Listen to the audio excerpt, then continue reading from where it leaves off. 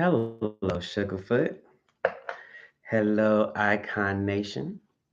So, you Sugarfoot, if you don't realize that you're in Icon Nation as a result of watching me, I say this often. If you're watching me, it means you're a friend or a fan. You don't watch me to hate me. That's not a thing. Because why would you spend time consuming what you hate? That's like eating poison on purpose. That's dumb. We don't do dumb things. So, Sugarfoot, you only Sugarfoot once. Yeah, Icon Nation the rest of the time. Or what I also call people, I call them money cousins. I do call people money cousins. That's a thing. Um, Tonight is brought to you by wine. Well, this morning it's 3:17 a.m. Central Standard Time. Um, I like dessert wine. I don't feel any type of way about not liking Pinot Grigio or very dry things. I like sweet shit. I'm a sweet motherfucker. That's why. So this is day three of my $1 million Odyssey, and let's see. What do I have to report? Well, right now we have to report that I have not shaved my head and not willing to allow that type of transparency around not shaving my head. And so I need to do that before I come on again. Oh, this is bleach. You should not you should not clean your space in your branded material. You probably should not do that because I believe in bleach. If it don't have that little scent of manufactured antibacterial epicness, I'm not interested at all. Like at all. Um, Hold on, the music is trying to do a thing. So 1 second. While I'm doing this, I need to put the music down, the volume down. I was watching. I can say that what I was watching is Questlove did a documentary, and the documentary was around. What am I trying to say? The documentary was around the Harlem Music Festival in 1969. So while there was a while Woodstock was going on 100 miles away, the Harlem Music Festival was happening, and I love it. I absolutely love it. And it was on the part of Nina Simone was just on stage, and so I love Nina Simone. I love her spirit. I love her tenacity. Everything she stood for. I love that. I love it. I do not embody the complete fullness of Nina Simone. I'm very clear about that. I can love people and what they represented while they were alive, and if they are still alive, I can do that without embodying or looking to be a carbon copy of them. I'm clear about that. 40 has taught me that. All right, so yes, I when I woke up, I did do a manifestation. I'm sorry, a meditation. The meditation felt off today, though. It felt off. One reason it felt off because my allergies like going insane, going absolutely nuts. And so I kept sniffing, snorting. I hate snorting, but sometimes that's what it is. Um, and I couldn't, yeah, it did not allow for a good meditative session. It just didn't. So I've already taken what the VA has prescribed me as far as a Zyrtec possibility. Even though I need to go back because I'm like, this ain't doing what it needs to do. So that happened. I did do a visualization. I have found a guided visualization that I love, and I that's the one I watch every morning. It's about 10 minutes long. I love it. It meets me where I love it. It's not allowing me to be comfortable, It's not like I can say it at the point of being scripted, but it works for me, for sure. Um, then I started working. I did. Oh yeah, I did my 100 push-ups. I did my best to do my 100 push-ups. So I did that, and then I started working. I had a session with a celebrity client that I told you all that we signed, and so I needed to finish up some things for her, and I did. And the session went well. I was able to sell something today, so I did make money. That money evaporated. Okay, can I just say it? The money evaporated. There's so much going on that, yeah, money evaporates. Yeah, yeah. Today, so not only did I support her, but supporting other clients, I use different tools to, because just because I may not see a client that day does not mean I do not engage.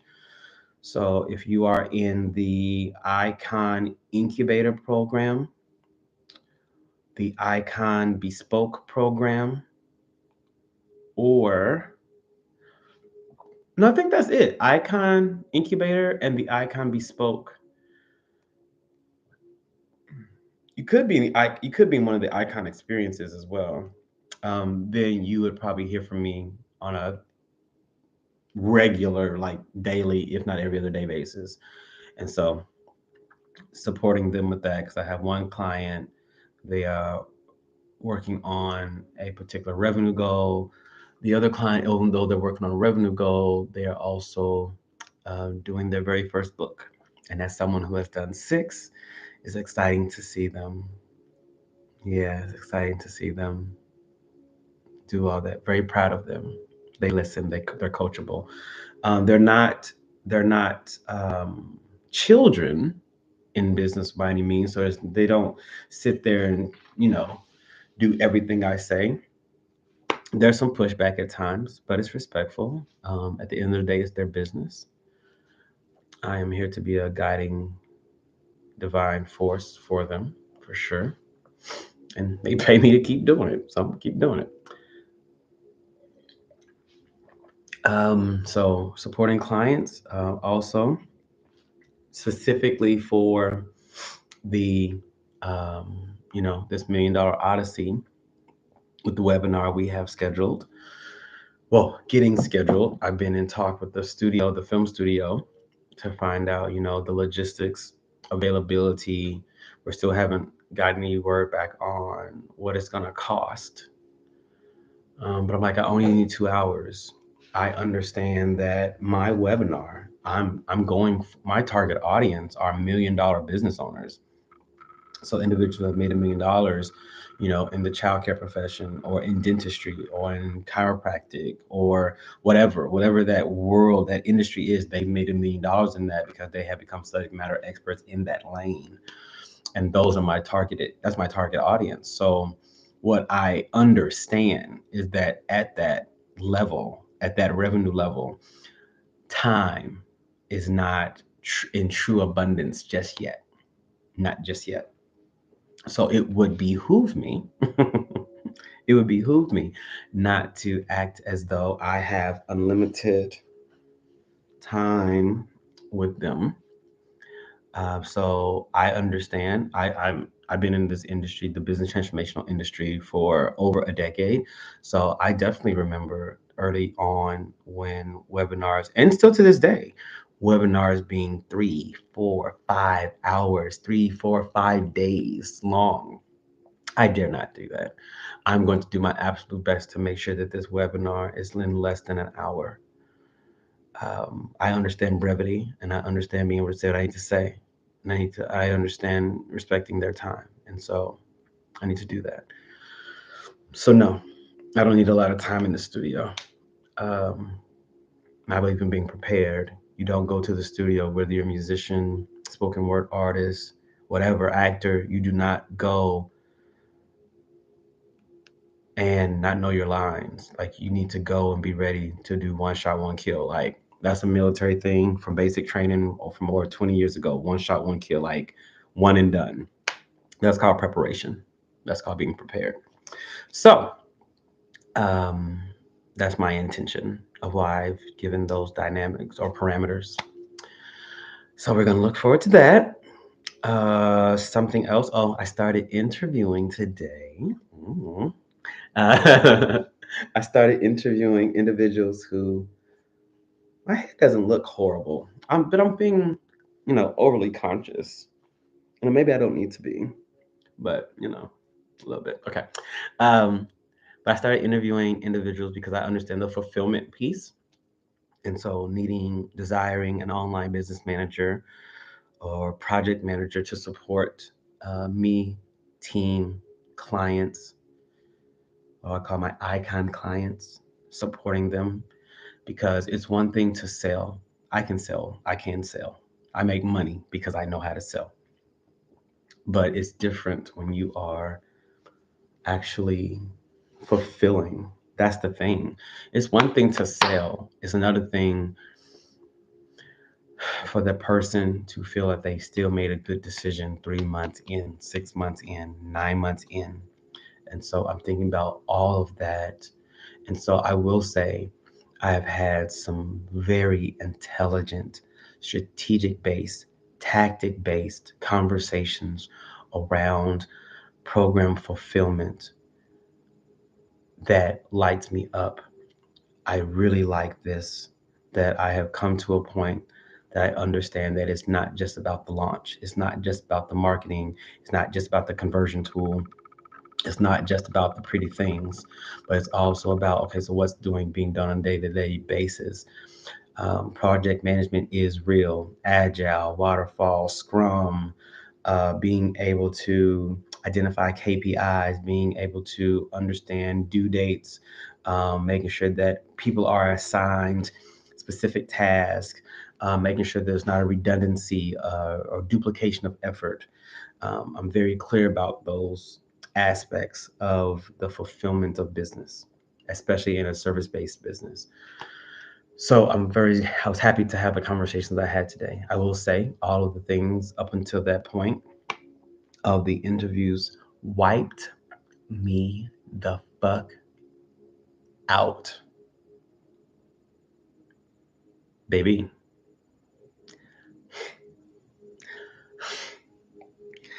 Wiped me out like I was curled up on this couch. Okay. So then I left, got some things, some personal hygiene type stuff, came back, went to the store, got me a little snacky snack. I took a nap. Sure did. This Odyssey, this road $2 million. Today I understood. Now I've known cognitively, intelligently that it takes something else to create $1 million. And that's why everyone doesn't have it. I get that. And I felt that shit today. It got real, real. I'm like, oh, I get it now. I get it why everybody's not a goddamn millionaire or $1 million business owner. This is like I didn't delete all the porn off my phone. I didn't deleted all the goddamn dating apps off my phone and have less. It's like I have less time to do all the things I need to do, and I'm doing result based actions. That's the thing. I'm doing result based actions. So, as a result of this, a landing page was done. As a result of this, a workflow was created. As a result of this, a sale was completed. As a result of this, someone new understood. Then there's other things. So I'm also reaching out to fulfillment partners today. So there are some things that I desire to include in the offer that I'm offering in the webinar. That I'm like, ooh, in house we don't have that. But and so being able to adequately source fulfillment partners that not just do it, but they're experts in doing it. So yeah, that too. That too. That's also happening. That was happening today, and will continue happening for the rest, probably until next week. Yeah, probably until next week. Um, hmm And that's the other thing. I investigate these people. I'm very clear. If I think, mm-mm, baby, if I think,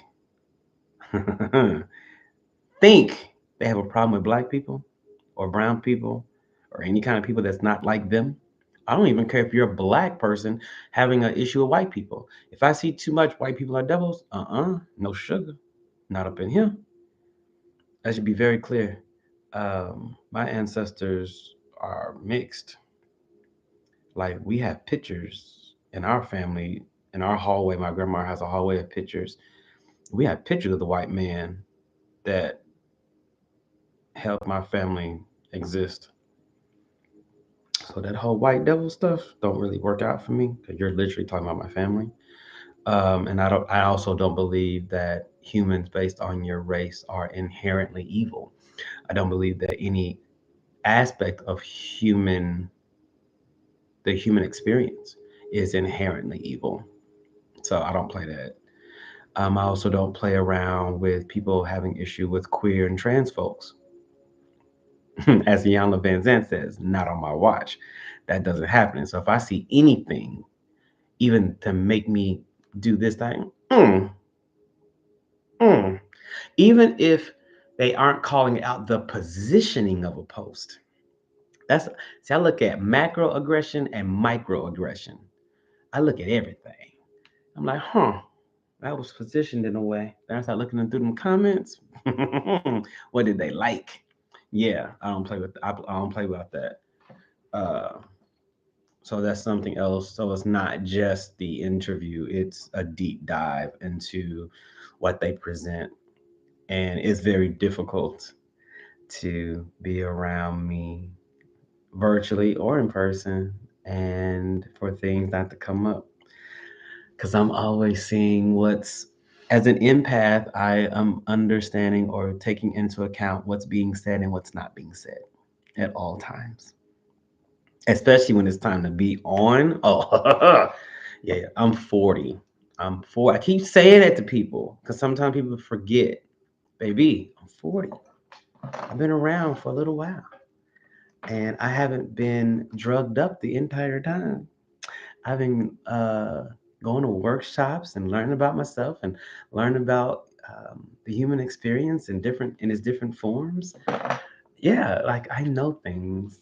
I really do, and I hope that doesn't come off egotistical, but I really do know things, and so it helps me peruse the landscape of signing on fulfillment partners. Because some people just full of shit. I've been full of shit. Let's just be clear. I have completely been full of shit at moments. Like I'm looking back, like, hey, sir, you were full of shit. Let's see. So I did that. Um, went out, went to the store, got lobster at the store. I was so happy because they didn't have lobster yesterday when I went to the store. So that's what I made tonight: baked potatoes, two lobster tails, and a thing of broccoli. That was dinner, and that I made that like around 11, and then got my little wine. I watched an old movie while I was eating. So I need to get my brain off of stuff. And then I put on the documentary, and I've been here deleting emails and responding to emails that were old. I needed to really get to. One thing about me, I'm really particular about my email count. So I know that a lot of people watching, a lot of people that I know, I've seen their phones. They have like 15, 25, 45,000 emails that they have unanswered. Um, today got serious. Today got serious because my emails reached 501. 501 in my world, that's A. So you're being trifling. you are being trifling. So as of now, right now, my messages, and I mean all of them. So I have a Gmail. Let me go back. So I have a Gmail account, iCloud account. House of Icons has one. Leveaux Group has one. Goldwyn Ventures has one. Icon Connect has one. Um, and then, of course, I have my personal business email. So I have one, two, three, four, five, six, seven. I have seven email accounts on my phone. And all seven combined, I have 22 unread emails as of this moment. So that's what I did. So email management is a thing. To train someone on my email management would be a job in itself that I am not at the position to do that for right now. That will come. That will come. But as of right now, it's a thing, especially not in this season of growth and movement. Um, Also, I got motivated from a black point of view, meaning I'm sitting here in front of you all talking about, a 90-day desire to create $1 million, living in 2024, having Wi-Fi, having so many software tools at my disposal, having YouTube at my disposal, having a wonderful network of humans that have already done it, that are doing, have supported others in doing it. Um, Cellular phones, all these different things. And I come from a people who spent their lives, who spent years working, doing diligent things, using their skills to buy back loved ones. Yes, I'm going there. I know that my history didn't start with slavery, but it was definitely interrupted by it. Um, and yeah, they did a lot. They did so much to buy their families back. Like, can you imagine working 7, 10, 15, 20 years just to buy your child back? Just to buy an acre of land? Like, the things that people have done in the history of humanity is so inspiring. It's so inspiring. And then on the documentary, it talked about, the people who integrated into, there's a man and a woman who integrated the University of Georgia and what they were going through at that time. I'm like, I don't know if I was built for that. I don't know. I'm not somebody's like, if it was me, if it had been, nope, I have no idea. I have no idea how I would have done it, if I even could have done it, if I could have risen to that occasion. So I have no idea. And remembering them, allowing them to motivate me, um, means a lot to me. And so I'm thinking about that in perspective. I choose this. Let me be very clear. I choose this. I choose me desiring to make $1 million, rather than integrate a school in the 50s and 60s. I do. I really do. I desire this than having to buy my family. I desire this than having to buy land, because land was literally the only possibility of a better life for us. No, I choose this. I choose this all day. I'd rather do this. So, but I honor their memories and what they've done for sure. Um, I believe that's it. Um, my desire is to, probably go to bed soon. My first meeting tomorrow, which is Thursday. My first meeting is until 5. I will probably get up. It's almost 4. I will likely get up around 11. Yeah, I would like to get up around 11. I am a night owl.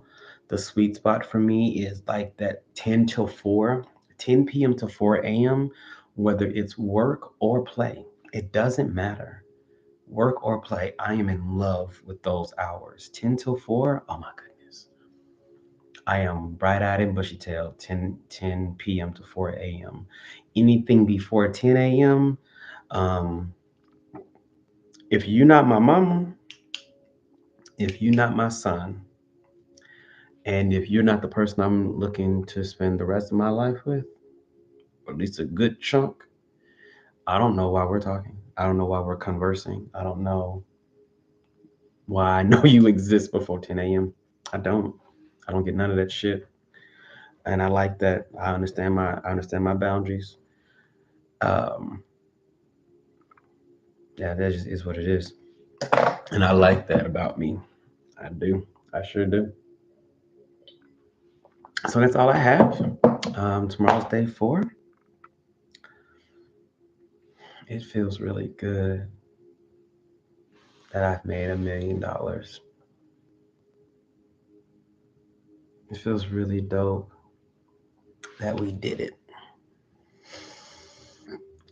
It feels really dope that I now have 10 clients. It feels really dope that I now have 10 clients that supported me getting there, and now I get to support them with living their dream.